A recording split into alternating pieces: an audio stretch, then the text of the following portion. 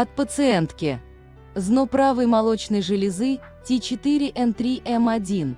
Подозрение на распространение метастаз, рецидивирующий гидроторакс. На текущий момент ярко выраженная дыхательная недостаточность. Пациент на кислороде 24/7 третью неделю. Без кислорода оксигенация падает ниже 90% в течение 2 минут в состоянии покоя.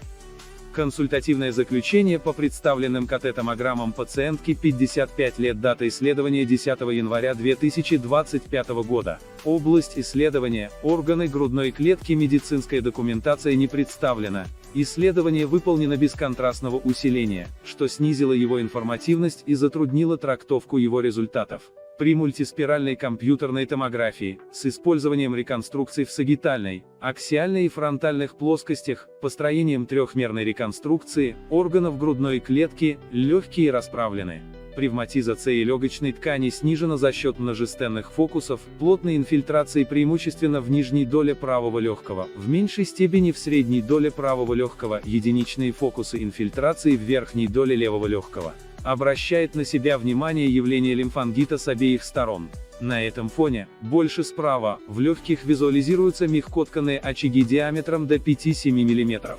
В правом гемитораксе слой жидкости до 41 мм в передних отделах, в левом до 48 мм в задних отделах. По косой плевре, в нижних ее отделах, сформирован отграниченный гидроторакс размером 39 на 23 на 44 мм. Справа в С6 участок локального ателектаза легкого размером 35 на 37 на 37 мм. В С4 слева ателектаз размером 31 на 19 на 23 мм. В обоих легких, преимущественно паракостально и в базальных сегментах, сформированы немногочисленные фиброзные тяжи, участки локального пневмофиброза. Ход и проходимость трахеи, главных и долевых, сегментарных бронхов не нарушены, стенки их уплотнены.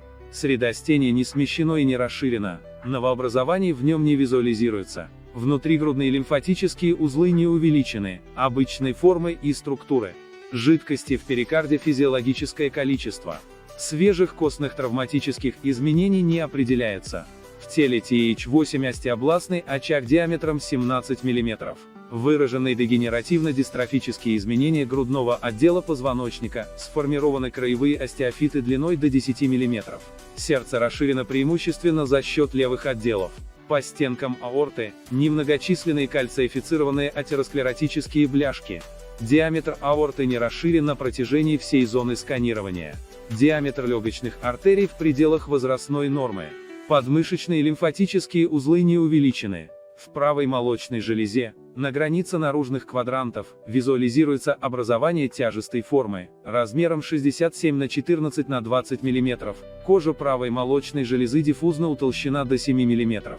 В правом надпочечнике округлое образование размером 34 на 24 мм, средней плотностью плюс триху. Заключение. КТ-картина двухсторонней полисегментарной пневмонии, образование правой молочной железы, канцерогенного лимфангита обоих легких, секундарного поражения легких, двухстороннего гидроторакса, частичного ателектаза обеих легких, секундарного поражения TH8.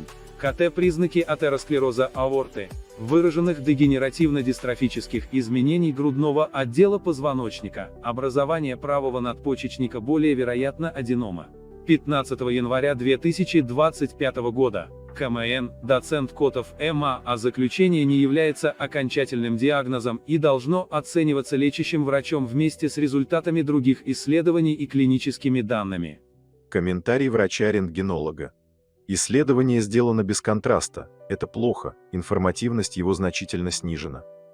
В плевральных полостях большое количество жидкости, которые сдавливают легкие.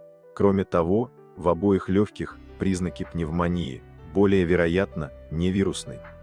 Также есть признаки метастатического поражения обоих легких, тела 8-го грудного позвонка. Все это и затрудняет дыхание. Вам нужна консультация терапевта и онколога.